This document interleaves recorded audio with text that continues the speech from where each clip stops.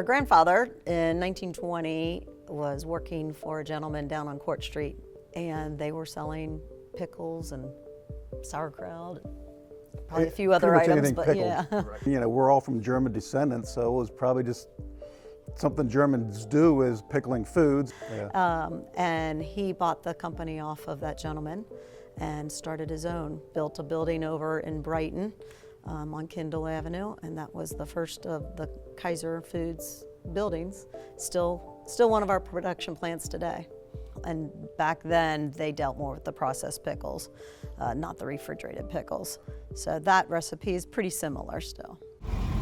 We do our refrigerated pickle, and those are fresh cucumbers that come in year-round, so depending on where they're growing. Right now we're pulling out of Florida, and we bring those by the truckload up from Florida.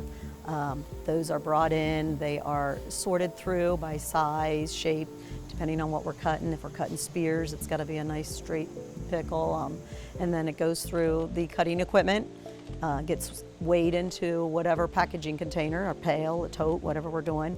Our secret recipe juice is then added to it, and then that all gets refrigerated. Has to do its thing, gets pickled, and then it'll be ready for our customer. We also process some banana peppers, the sliced banana peppers, sliced jalapenos. We primarily do those in the summer months, take advantage of local crops, but we do a considerable amount of banana peppers and sliced jalapenos. A lot of people know our pickles in Cincinnati, but not too many places have it on a retail basis because we're more of a institutional food service type manufacturer. Probably the best pickle that you can find in the store is going to be the Izzy's pickles in the quart jars. Those are located in a lot of the butcher shops, Kroger's, various independent stores like that. On a local basis, we do La Rosa's, Izzy's, City Barbecue, White Castle. You know, our grandfather started back in 1920, and then as the company grew, we were just doing route trucks back then, going around hitting mainly bars, just really, the mom and pop restaurants and bars, bar areas, stores, yeah. and carryouts and things like that. And then my father bought it in 1977 off of his dad. In the 80s, we actually bought the company that was brining down the pickles up in Ohio, and moved it down to Cincinnati. And that's when we actually were becoming more of a true pickle manufacturer and not just a seller of pickles. And that was in the late 80s, I guess it was more the time frame.